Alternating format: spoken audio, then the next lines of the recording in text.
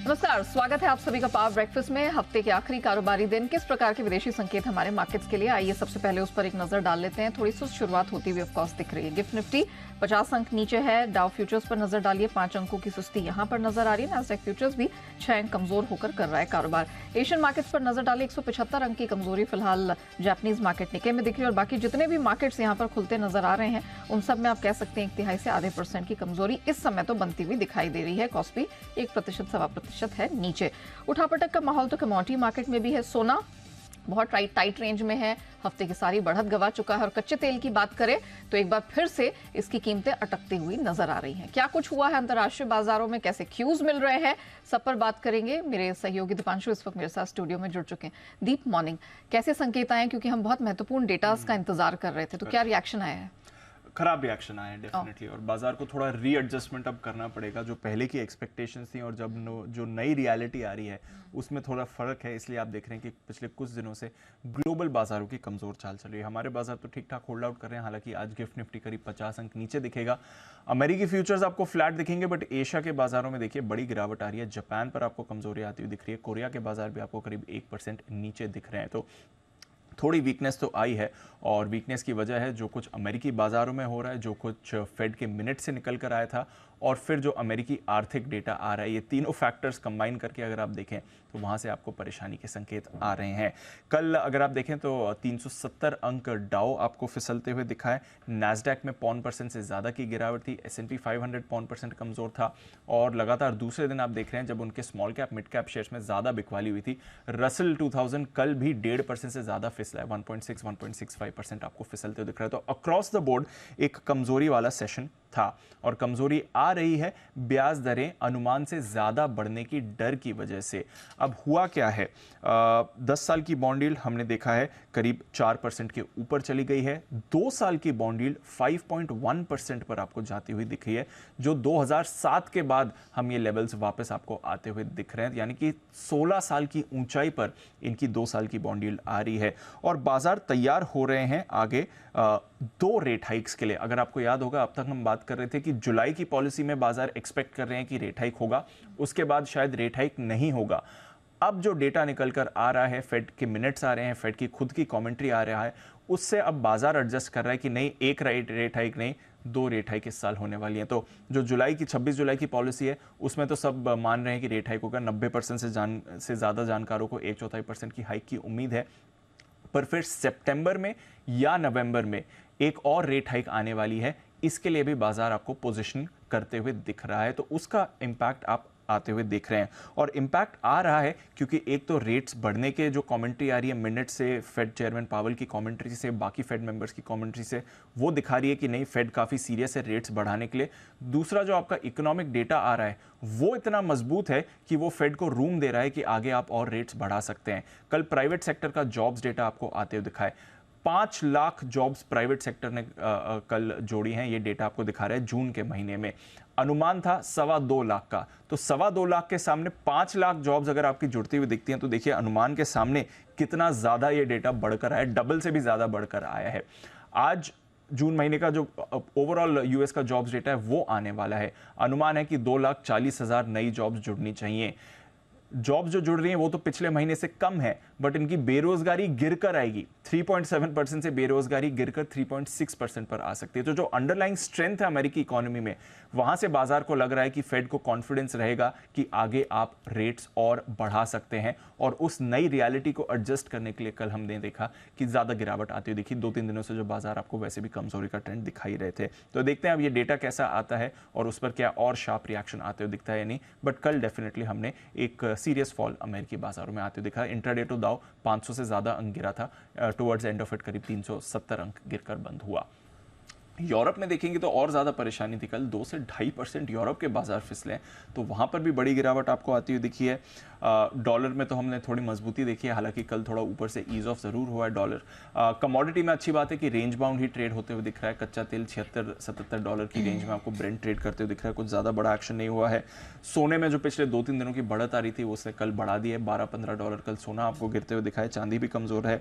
Base metals में आपको सुस्ती आती हुई दिख रही है। एग्री कमोडिटीज़ में थोड़ा मिला जुला कारोबार रहा है, बट ये पूरा का पूरा जो रिएक्शन इस समय आ रहा है वो अमेरिकी डेटा और जो कमेंट्री आ रही है फेड की तरफ से उसके कॉम्बिनेशन में है कि शायद 2 और रेट हाइक्स इस साल होने वाली हैं, इसको बाजार को एक्सेप्ट करना पड़ेगा। बिल्कुल, और आगे भी आई एम श्योर इसी का रिएक्शन है जो ग्लोबल और घरेलू बाजार पर हावी रहने वाला है। आज देखने वाली बात होगी कि हमारे मार्केट्स कैसे रिएक्ट करते हैं और ओपन कैसे होते हैं। धन्यवाद दीप, पूरी डिटेल दर्शकों के सामने रखने के लिए। आइए आगे बढ़ें, उससे पहले देख लेते हैं कि कल यानी कि गुरुवार को संस्थागत निवेशकों का प्रदर्शन कैसा रहा है।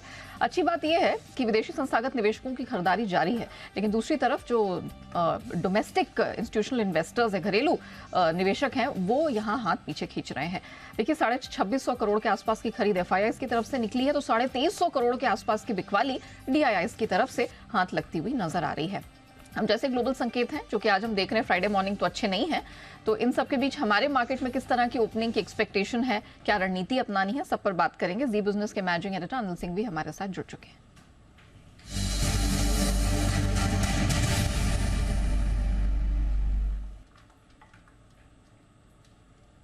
सर मॉर्निंग, हम देख रहे हैं हमारे मार्केट्स में तो रिकॉर्ड हाई का सिलसिला कायम है, life is at life high, लेकिन सर ये बताइए कि आज हमें पर्टिकुलरली क्या करना है, कोई रणनीति में बदलाव निफ्टी बैंक निफ्टी के लेवल्स?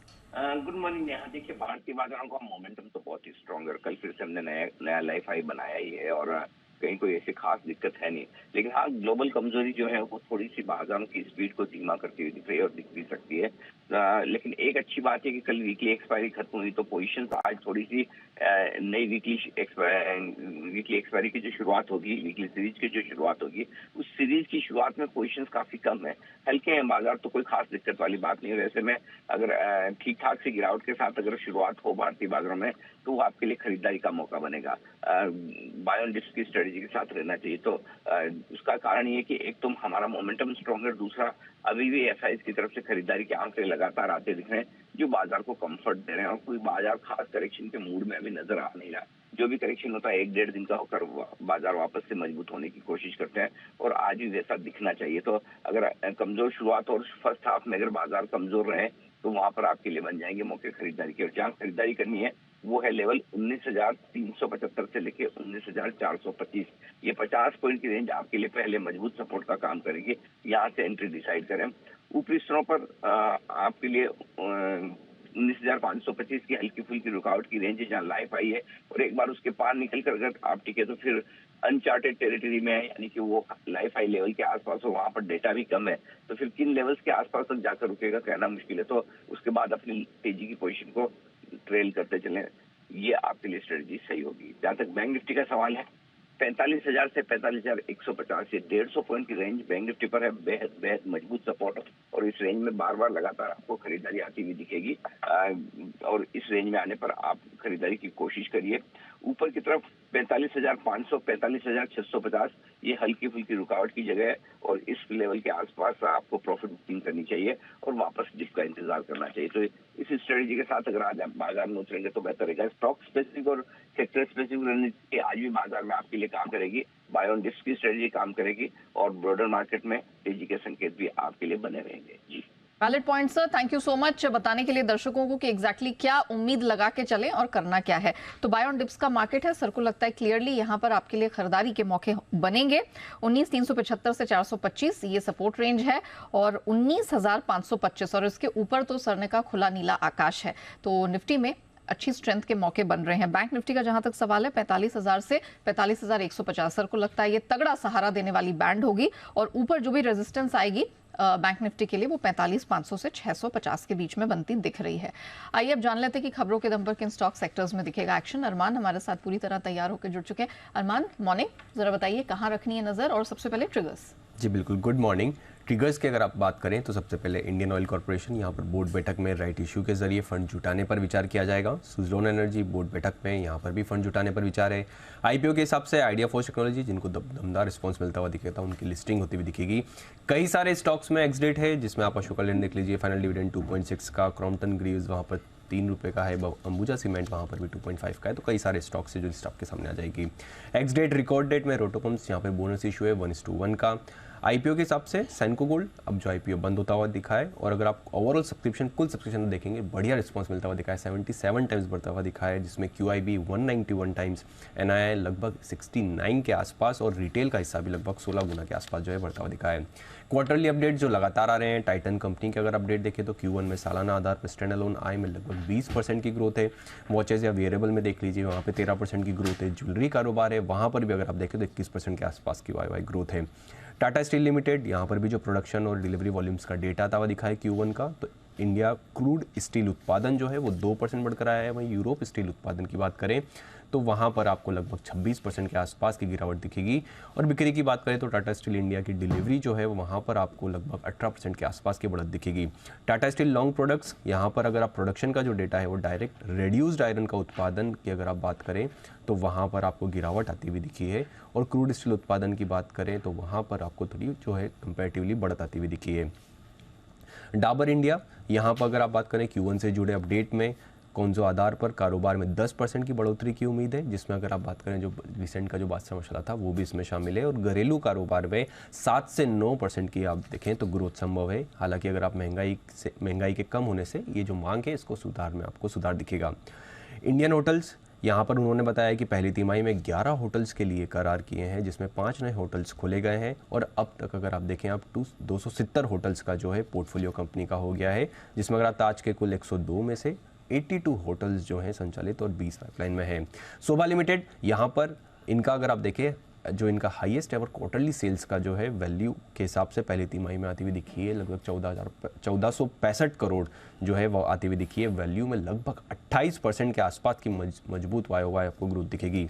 खबरों के हिसाब से इंडियन ऑयल कॉर्पोरेशन और प्राज इंडस्ट्रीज पर ध्यान रखें, क्योंकि इंडियन ऑयल और प्राज जो है एक JV बनाएंगे और ये भारत में बायोफ्यूल्स प्रोडक्शन के निर्माण के लिए जो है JV बनाते हुए दिखेंगे।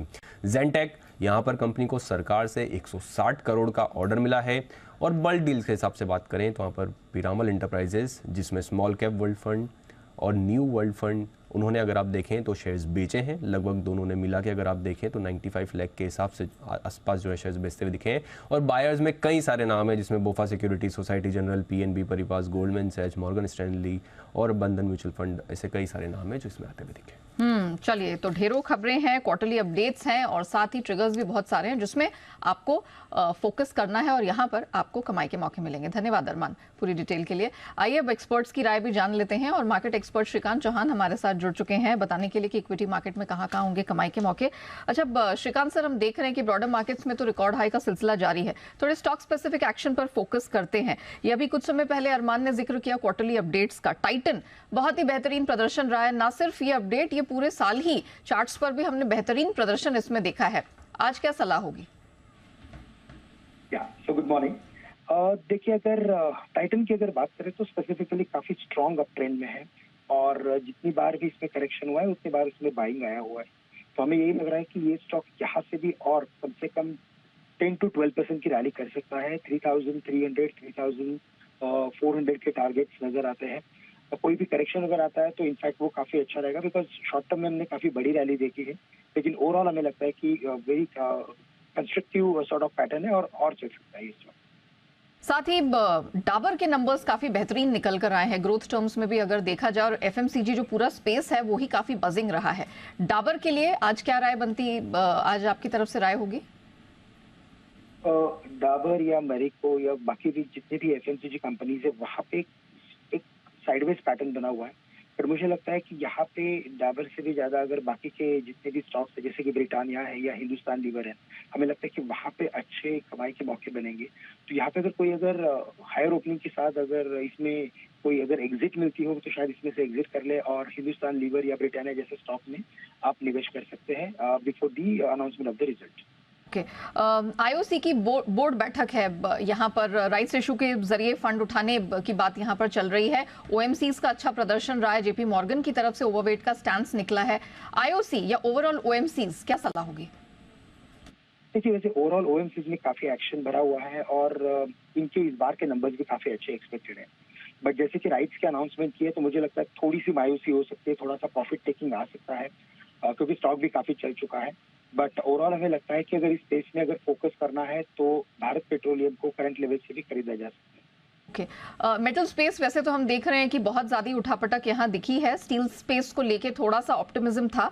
टाटा स्टील जो क्वार्टरली अपडेट्स आए हैं, डोमेस्टिक फ्रंट पर सेल्स और आउटपुट तो अच्छा रहा है, लेकिन जब उनकी इंटरनेशनल ज्योग्राफीज को देखते हैं, उत्पादन में भी गिरावट है, सेल्स भी यहाँ पर लुढ़के हैं।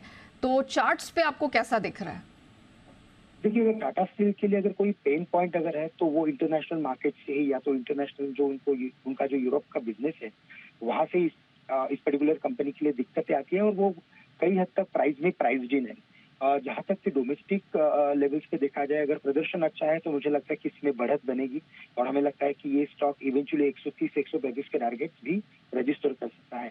तो करंट लेवल से अगर शायद अगर बिकॉज ऑफ दिस रीजन अगर कोई करेक्शन अगर आता है तो बिल्कुल इसमें एक बाइंग की अपॉर्चुनिटी बनेगी।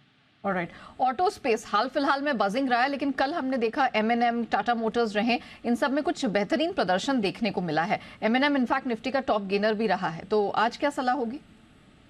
देखिए, M&M में अगर देखा जाए तो 1200 के करीब अगर इन्वेस्टमेंट्स अगर हो रहे हैं फ्रॉम दी कंपनी, तो हम यही कहेंगे कि इसका जो बेस है वो काफी स्ट्रॉन्ग बिल्टअप है।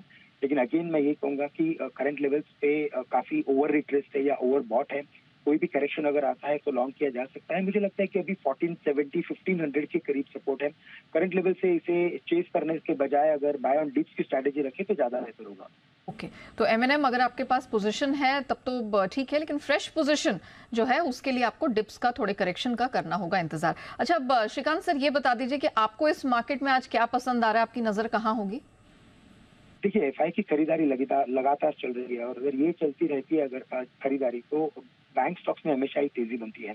वैसे हमें कई सारे PSUs अच्छे लगते हैं, लेकिन स्टेट बैंक ऑफ इंडिया जो 593-594 के करीब ट्रेड कर रहा है, हमें लगता है कि ये स्टॉक 610 या 615 के लेवल्स रजिस्टर कर सकता है। तो करंट लेवल से स्टेट बैंक ऑफ इंडिया को खरीदे 593-595 के करीब, स्टॉप लॉस रखे यहाँ पे 580 रुपए का, टारगेट 610 और 615 के रहेंगे। इसके अलावा मुझे लगता है कि जैसे अपनी बात की अभी मेटल्स में, तो वहाँ पे हिंडाल्को का ओवरऑल परफॉर्मेंस काफी अच्छा है, और यहाँ से इसमें एक 440 तक की तेजी नजर आती है। तो 440 टारगेट्स के लिए हिंडाल्को को खरीदे, स्टॉप लॉस यहाँ पे रखे 414 रुपए का, 414। ओके, चलिए sir, thank you so much हमारे साथ जुड़ने के लिए और बताने के लिए कि आज मार्केट में किन पॉकेट्स पे रखनी है नजर। स्टॉक स्पेसिफिक एक्शन है बेहतरीन, तो SBI पर रखिएगा नजर, 610 615 के टारगेट के लिए करे खरीदारी, और मेटल स्पेस की हिंडाल्को दमदार प्रदर्शन दिख सकता है, 440 के टारगेट के लिए 414 का स्टॉप लॉस लगा के करे खरीदारी। आइए आप जान लेते हैं कमोडिटी बाजार में आपको क्या रणनीति अपनानी है। बात करने के लिए कुंवरजी कमोडिटीज के रवि देवरा हमारे साथ शो में शामिल हो चुके हैं। रवि जी, मॉर्निंग, बहुत स्वागत है आपका। रवि, सोने पर अगर नजर डालें, इंटरनेशनल देखें या घरेलू बाजार में भी, तो एक दायरे में फंसकर रह गया है, और इस हफ्ते की अब तक की तो सारी बढ़त एक तरह से यहाँ पर नल एंड वॉइड हो चुकी है, बिल्कुल फ्लैट परफॉर्मेंस रहा है। क्या करना है? Good morning Neha ji. Basically अभी गोल्ड में दोनों साइड के फंडामेंटल है। पॉजिटिव चीजें किस हिसाब से global economic and macro situation थी, इस हिसाब से यूएस के अलावा जो भी कंट्रीज है, यूरोप हो, यूके हो या चाइना एंड हांगकांग हो, सारे और से डेटा इकोनॉमिकली खराब आ रहे हैं। तो इस हिसाब से थोड़ा सेफ हेवन की रिक्वायरमेंट होगी। इस हिसाब से गोल्ड में सपोर्ट बना हुआ है।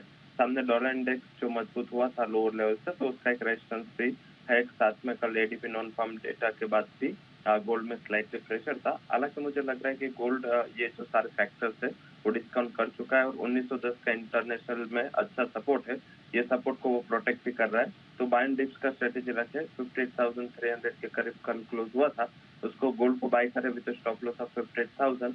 मुझे लग रहा है कि 1 से 2 ट्रेडिंग सेशन में 58,800 तक के लेवल देखने चाहिए। ओके, सिल्वर परसों देखा 1100 रुपए से अधिक की स्ट्रेंथ लेके बंद हुआ, कल की बात करें तो यहाँ पर 1000 रुपए से अधिक की कमजोरी दिखी है, क्या करना है? सिल्वर क्योंकि इंडस्ट्रियल कमोडिटी, और जब तक चाइना की ओर से स्टिमुलस अच्छे नहीं आती या कोई डेटा में इम्प्रूवमेंट नहीं होता, मेरे हिसाब से जो बेस मेटल्स या पर्टिकुलर इंडस्ट्रियल मेटल्स है उसमें मुझे लग रहा है कि थोड़ा गिरावट का दौर बना रहेगा। स्टील के प्राइसेस और के प्राइसेस सारे लोअर लेवल पे आ रहे हैं, तो मुझे लग रहा है कि सिल्वर में एक सेंटिमेंटल प्रेशर रहेगा। सेल ऑन राइज का स्ट्रेटेजी रखना है। कल 1.5% गिरा था, अगर आज 70,700 के करीब मिल जाता है, सेल करे with stop loss of 71,000। September contract 69,500 तक आ सकता है। ओके, जिंक में क्या सलाह होगी? इनफैक्ट ओवरऑल बेस मेटल्स में तो चाइना की तरफ से मायूसी ही हाथ लगी है, बिल्कुल फ्लैट छोटे दायरे का ट्रेड है। मेटल्स में कहाँ रखे नजर? जिंक में हालांकि पहले का जो अंडर परफॉर्मेंस था इस हिसाब से वहाँ पे थोड़ा एक फ्लैटिश ट्रेंड चल रहा है, लो लेवल से अच्छा बाइंग आ रहा है। मुझे लग रहा है कि बेस मेटल में पर्टिकुलर जहाँ पे सप्लाई के इश्यू है वहाँ पे बाइंग साइड ध्यान रखें। कल जो एडीपी डेटा है तो शायद लग रहा है कि आज के जो नॉन फॉर्म पेरोल आने उसके पहले सारा डिस्काउंट हो चुका है। मुझे लग रहा है कि आज सेकंड हाफ में अच्छी रिकवरी बेस मेटल में दिखनी चाहिए, तो जिंक और कॉपर ये दो प्रेफर्ड पिक रहेगी। कॉपर में भी आप बाय कर सकते हैं अराउंड 713, स्टॉप लॉस वुड भी 705, टारगेट वुड भी 725 एंड जिंक में आप बाय करें 214 के करीब जुलाई कॉन्ट्रैक्ट, स्टॉप लॉस रख के 212.80, अपर साइड 220 तक के लेवल की उम्मीद कर रहा हूँ। तो अगर इंट्राडे के लिए कोई ट्रेड लेना है तो अगर इमीडिएट वॉलेटिलिटी मिलती है तो आप जिंक एंड कॉपर में आप बाय कर सकते हैं। ओके, चलिए धन्यवाद रवि जी हमारे साथ जुड़ने के लिए। तो मेटल स्पेस पे रखना है फोकस, सोना कॉपर जिंक खरीद के चले, लेकिन चांदी प्रेशर यहाँ रहेगा, तो सेल ऑन राइज की रणनीति वहां पर अपनानी है। आइए बढ़ते हैं आगे एफआईआर यानी एफआई इन्वेस्टमेंट रिपोर्ट्स की तरफ।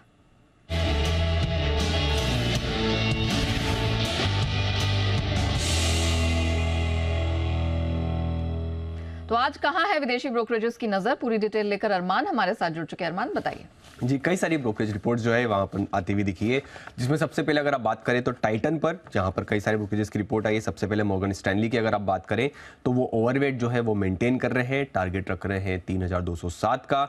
जेपी मॉर्गन वो जो ओवरवेट की रहा है वो भी मेंटेन कर रहे हैं और टारगेट यहाँ पर वो बढ़ा रहे हैं 3000 से बढ़ाकर 3260 का कर रहे हैं। वहीं HSBC टाइटन पर मेंटेन कर रहे हैं बाय को, टारगेट उन्होंने भी बढ़ाया है 3500 से बढ़ाकर 3600 कर दिया है। वहीं अगर आप बात करें डाबर इंडिया पर, यहां पर भी रिपोर्ट्स आती हुई दिखी है। मॉर्गन स्टैनली जो ओवरवेट की राय है वो मेंटेन कर रहे हैं, टारगेट रख रहे हैं 606 का, मौजूदा भाव अगर आप देखेंगे तो 590 का है। वहीं नोमुरा की अगर आप बात करें तो वो भी जो मेंटेन कर रहे हैं बाय को और टारगेट रख रहे हैं 640 का। और अगर आप भारतीय एयरटेल पे बात करें तो मॉर्गन स्टैनली की जो ओवरवेट की राय है वो मेंटेन है, टारगेट रख रहे हैं 870 का, जो कि देखेंगे मौजूदा भाव पर ही है। और अगर आप सिटी की बात करें टेक महिंद्रा पर, वो जो सेल की राय है वो मेंटेन कर रहे हैं, टारगेट रख रहे हैं 905 का। हालांकि अगर आप मौजूदा भाव देखेंगे तो 1180 के आसपास का है। और नोमुरा ही टेक महिंद्रा पर अगर आप बात करें तो बाय जो राय है वो मेंटेन कर रहे हैं और टारगेट रख रहे हैं 1290 का। ओके, चलिए ये वो कंपनियां हैं जिन पर है विदेशी ब्रोकरेजेस की नजर। धन्यवाद अरमान पूरी डिटेल के लिए। पावर ब्रेकफास्ट को भी यहीं समेटते हैं, लेकिन बने रहिएगा जी बिजनेस के साथ।